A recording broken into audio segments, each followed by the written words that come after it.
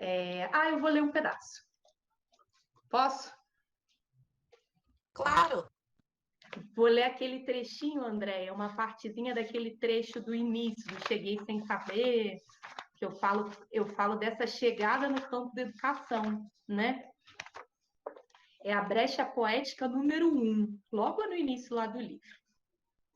Diz assim: Cheguei sem saber. Nunca trabalhei em escola. Essa é a minha primeira experiência na educação. Sou como uma turista chegando num país desconhecido. Não falo a língua oficial e desconheço os costumes e hábitos. Tudo me parece muito estranho.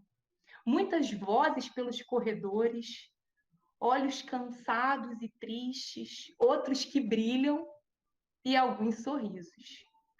Sinto-me um pouco perdida nessa imensidão que é a escola.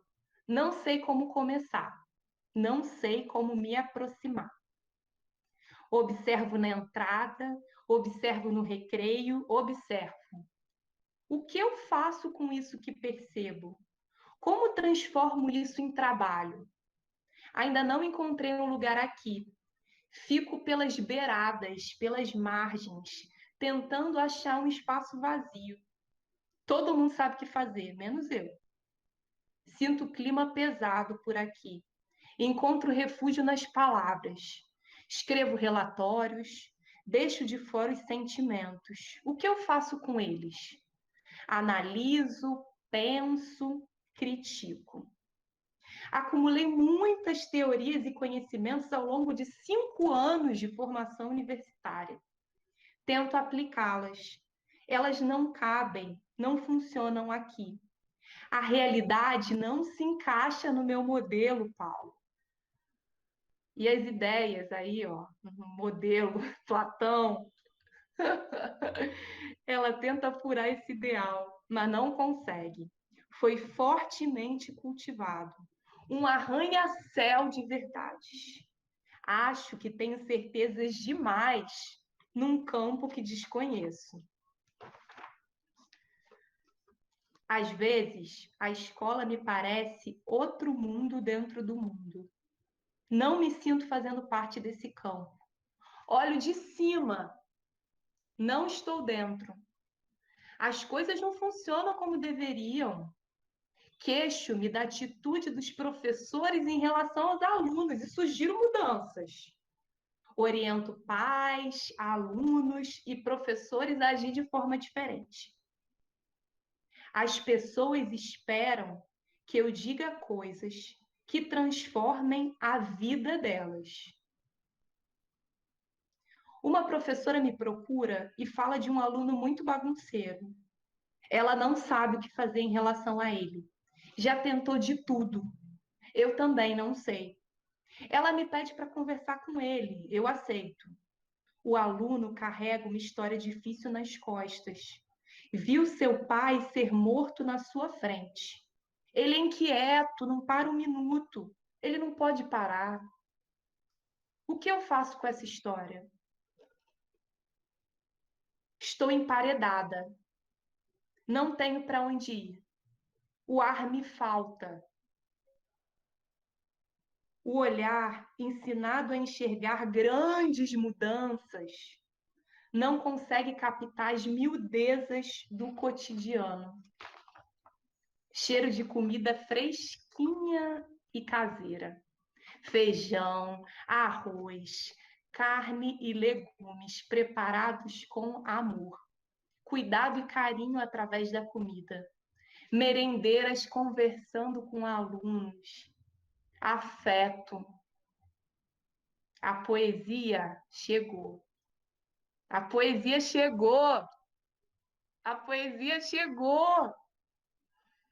Estar na escola tem sido gostoso. As horas passam e eu nem percebo. Quando vejo, já passou das 5. Reconheço que faço parte desse campo. Sou uma profissional de educação. Pertencimento, diálogo com professores. Compartilhamos angústias e esperanças. Esperanças que se renovam a cada dia no trabalho. Nesses encontros, me reconfiguro. Fazemos juntos. Eu fui lendo só uns trechinhos, porque ele é um pouquinho maior, mas depois vocês vão ler no livro, né? Então, só para vocês sentirem o gostinho. Mas, olha só, aí você tem toda a razão, né? Essa história de plano da ideia de Platão, nem ele mesmo se resolveu com isso. Ele não conseguiu explicar, ele criou um dilema que só quem conseguiu resolver foi lá na frente Aristóteles. Mas Aristóteles resolve o problema do plano das ideias dizendo que não é nada disso. Não, o plano é aqui, é o real. A gente não é cópia de absolutamente nada, não tem um plano de deuses que lá é a verdade. Né? Não existe uma Camila, uma Andréa verdadeira lá no plano mitológico. Existe uma Camila e uma Andréa verdadeira aqui. Né? Como dizia um poeta amigo meu, amazonense, conhecido no Arraial da Ajuda, Luiz Carlos Pinheiro Pucur, só lembro de um versinho, né? Ele fala, a musa do poeta menstruada, acabou com a musa. Trouxe a musa para o real. Então, essa musa vai menstruar, vai ter TPM, vai ter tudo. Não é aquela musa maravilhosa, né? E, bom, musa maravilhosa também, que segundo o Hesíodo, a bela voz, né, que é a Calíope, que é a musa da poesia, ele diz que a Calíope só fala a verdade quando quer. E era num plano mitológico, né? Mas ele diz que ela só fala a verdade quando quer. Quando ela não quer, não fala. Então, já complica um pouco também esse negócio de plano das ideias. Agora, quando Aristóteles vai falar disso, né, negando esse papo de plano das ideias, aí ele traz para o que eu acredito, e mais ou menos o que está dizendo o Agostinho de Hipona. O plano das ideias está aqui, dentro da ideia. Está aqui dentro do real. Não tem cópia de absolutamente nada. Isso aqui é o concreto, é o real, né, o verídico. O verídico é aqui. E uma outra questão é que, puxando de novo o Agostinho de Hipona, pela memória. Eu costumo escrever muito movido por memórias de coisas de tudo isso que me compõe, tá? Do meu tempo que eu morei na mata, do tempo que eu fiquei na igreja, do tempo que eu fiquei no partido político, do tempo que eu fui hippie, que eu fui essas coisas todas. Né? Então, e das coisas que eu já li também, lógico, tá tudo aqui dentro. É Várias vidas, né, Paulo? muitas, caminhadas. Então, isso tudo está aqui dentro de mim. Aí, de repente, eu estou assim, e vem na memória alguma coisa. Aí, se eu for transcrever como a memória me traz, eu vou fazer, como disse lá de novo Aristóteles, eu vou contar a história do que, como exatamente foi. Então, vai virar um conto, vai virar uma novela, vai virar prosa. Mas eu não quero escrever prosa, eu não quero dizer dessa forma. Então, eu já vou colocar outros elementos para não dizer exatamente os dados e os fatos como eles verdadeiramente aconteceram. Eu quero dar uma sugestão para que as pessoas possam ouvir aquilo com os poros, e não ouvir só com o ouvido. Paulo, até porque você está falando, estou lembrando do Eduardo Coutinho, né? Quando ele fala que toda história é uma ficção, Sim, né? Porque também. assim, é o Paulo contando uma história. Então, essa coisa do fato verdadeiro, né? Ah, foi assim, né? Exatamente assim. O Eduardo Coutinho ele vai trazer isso de um jeito maravilhoso, assim, né? O quanto que ao contar uma história, né, ao narrar uma história, há muitas possibilidades, né? Sim, E tem a ver com quem está contando, né? ponto de vista de cada um. Sim. Né? Então, eu acho que eu já li até essa história que você está falando aí do Eduardo Coutinho. Tem uma coisa, né, como é que é? Que enquanto um conto aumenta um ponto. É bem.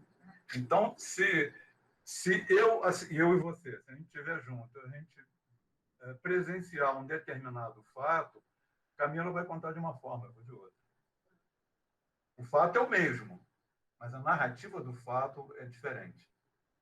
Né? Mas aí a questão que eu estava querendo chegar é o seguinte: quando eu lembro dessas coisas, eu não quero dizer aquilo exatamente como foi dentro da minha visão, lógico.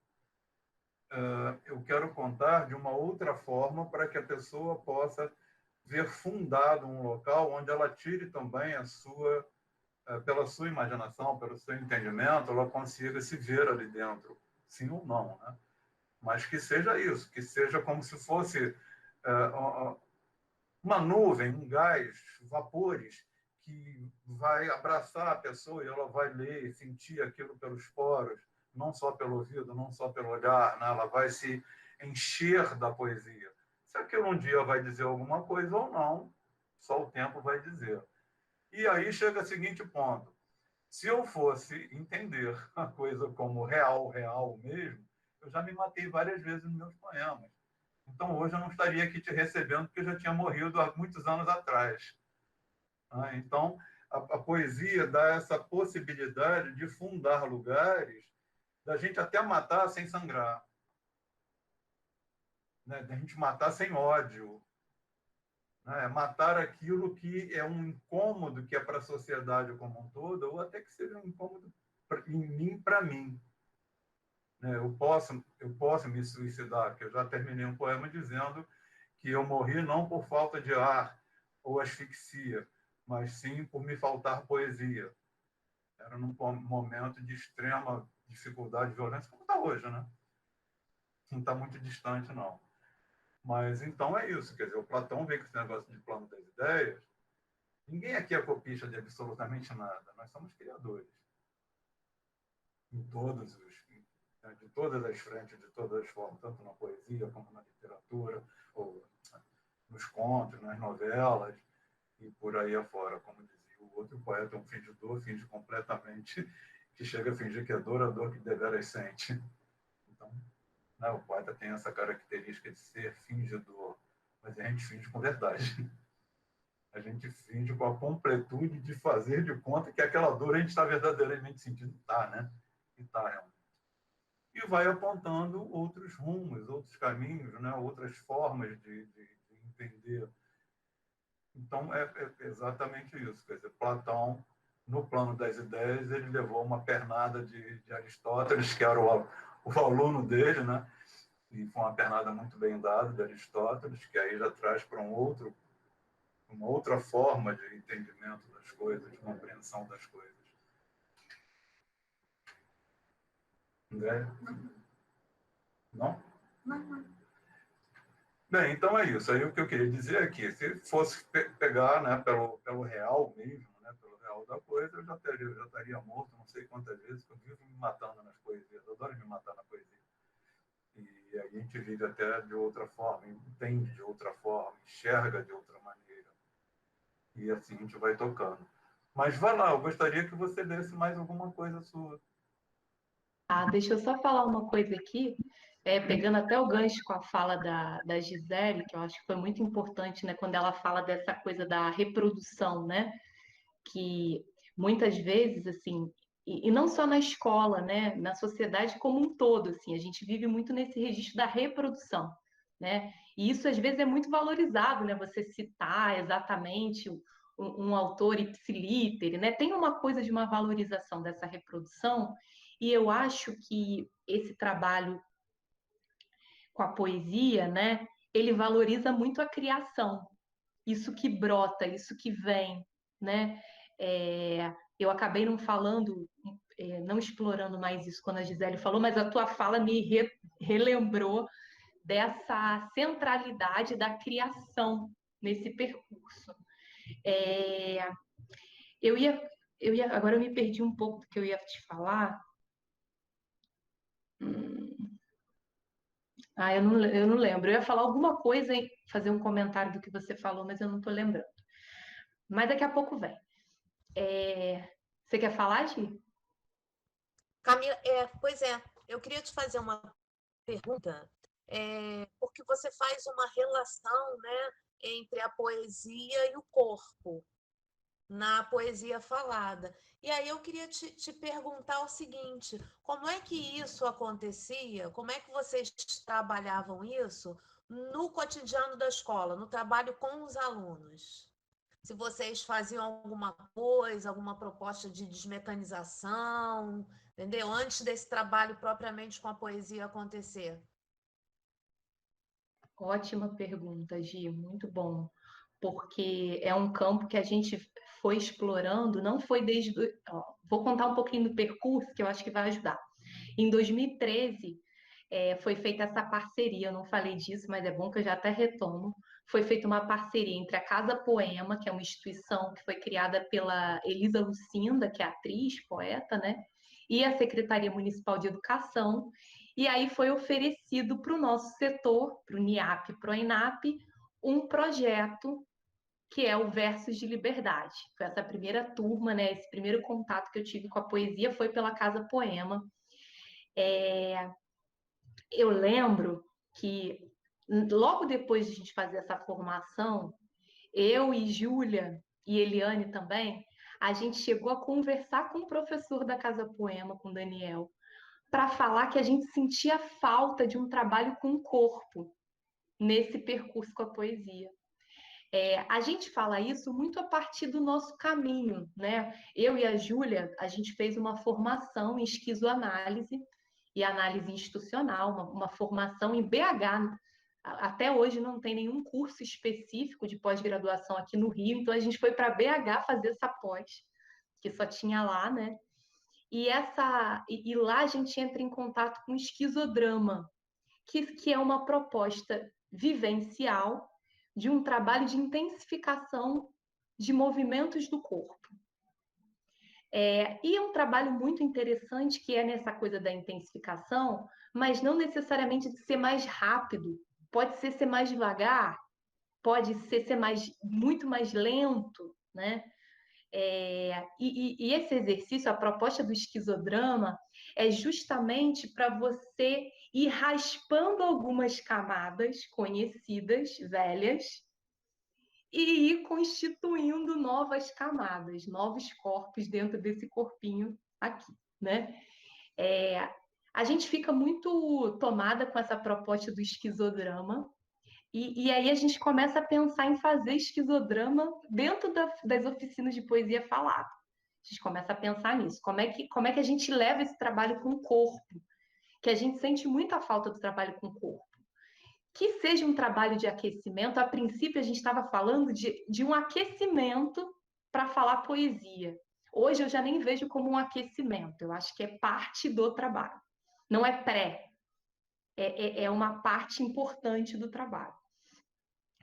E aí, a gente começou a fazer algumas experimentações com um grupo de professores, a princípio. Então, a gente levava propostas de exercícios, né?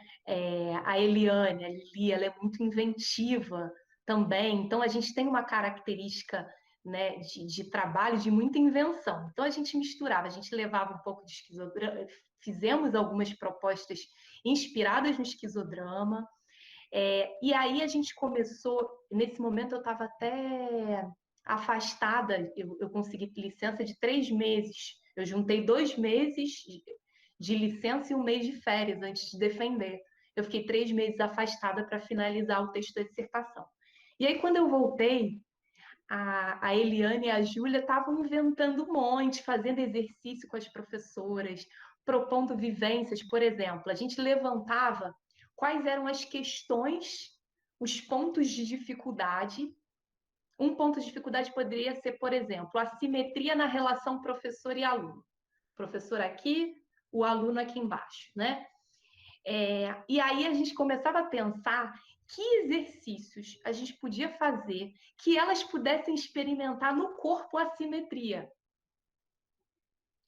E isso é um exemplo, mas a gente fazia isso com várias coisas. Por exemplo, esse exercício era muito legal, que a gente chamou de leitura corporal dos poemas. A gente trabalhou com um grupo de professoras alfabetizadoras. E tinha muito forte para elas esse registro de, para cada palavra, um gesto. Então, quando eu falo do tempo, eu aponto para o relógio, eu faço assim.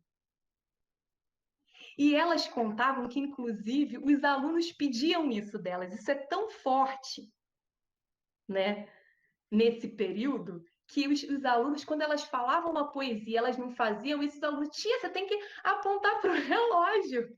Você falou tempo, né? E a gente entende, vai na contramão disso, né? Você pode representar o tempo assim, assim, enfim, você tem um mundo de possibilidades. Gisele vai apresentar o tempo de um jeito totalmente diferente do meu, muito provavelmente, né? Então, de não ter essa correspondência para cada palavra, um único gesto. E aí a gente começou a trabalhar um exercício que a gente chamou de leitura corporal dos poemas, que era a gente ia lendo devagar uma poesia e uma dupla de professoras, uma virada para cada lado, elas não se viam, expressava corporalmente qual o movimento que vinha a partir do que elas escutavam. E é muito engraçado, porque os movimentos são muito diferentes, não tem nada a ver, assim. Cada uma aí a gente experimentou, a gente sempre experimenta fazer entre a gente antes de propor para os professores ou para os alunos, até para ver como é que é, né? Como é que funciona na gente, ou não. E os caminhos são muito diferentes.